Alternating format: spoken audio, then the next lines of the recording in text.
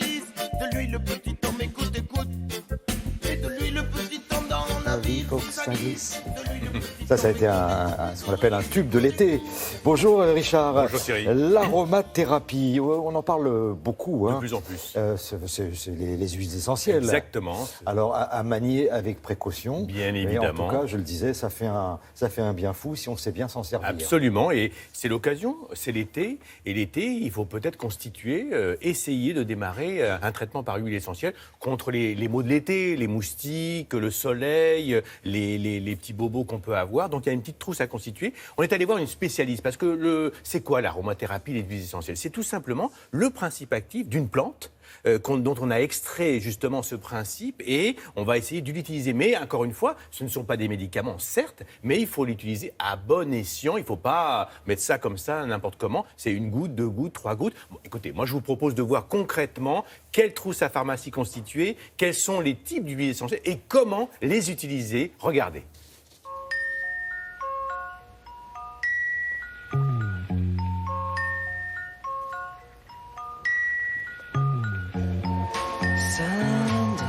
Les huiles essentielles sont des concentrés de principes actifs aromatiques que vous allez pouvoir trouver dans les plantes et vous allez pouvoir les utiliser contre les bobos de l'été sous forme de petites trousses d'urgence. En cas de coup de soleil et de brûlure, vous allez pouvoir avoir recours à l'huile essentielle de lavande aspic qui est réparatrice, régénératrice du tissu cutané. Elle est également apaisante. Vous pouvez l'associer judicieusement au gel d'aloe vera qui est un gel à base d'eau et qui va avoir des propriétés également cicatrisantes. Et la deuxième huile essentielle qu'on va aussi utiliser, c'est l'huile essentielle de camomille noble qui a un effet anti-inflammatoire. Vous pouvez associer l'ensemble directement et l'appliquer sur la peau 1 à 2 fois par jour. Vous allez pouvoir repousser les moustiques ou même les autres insectes avec les huiles essentielles. C'est notamment l'huile essentielle de Géranium rosa.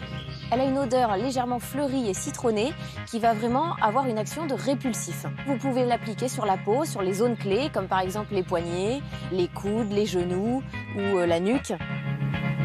Quand bien même les insectes vous auraient piqué, alors vous allez pouvoir atténuer la douleur et limiter la réaction inflammatoire au niveau de la piqûre en appliquant directement une goutte d'huile essentielle de lavande aspic. Soyez prudent quand même, si jamais au niveau de la zone de piqûre ça gonfle anormalement, consultez un médecin pour avoir un avis médical. En cas de coup, l'huile essentielle de menthe poivrée, qui est une huile essentielle puissamment antalgique. On va l'utiliser pure directement sur la zone concernée. Elle fait des merveilles. Après l'application de la menthe poivrée, vous allez pouvoir utiliser l'huile essentielle d'hélicris directement pour éviter l'apparition de l'hématome. Si toutefois vous avez des plaies qui saignent, le premier geste, c'est tout simplement de nettoyer la plaie au savon. Et ensuite, on va avoir recours pour aider à la cicatrisation à l'huile essentielle de Géranium rosa. Et vous pouvez également mettre une goutte de cette huile essentielle sur le pansement et quelques heures après, vous aurez la plaie qui sera refermée à l'aide de cette huile essentielle. Il y a des précautions à prendre. Vous n'allez pas utiliser certaines huiles essentielles chez les enfants en dessous de 7 ans. On va aussi éviter l'utilisation chez les femmes enceintes et allaitantes et aussi prudent si vous avez un terrain allergique.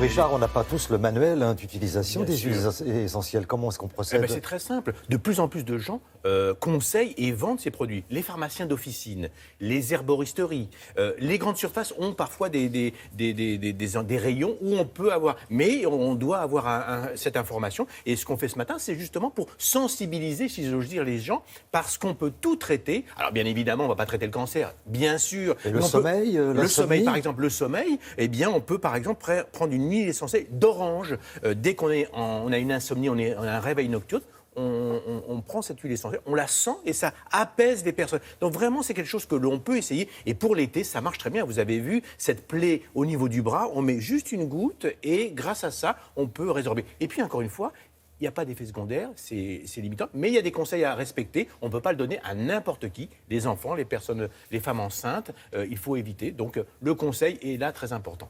Voilà. Merci Richard, on se retrouve un petit peu plus tard.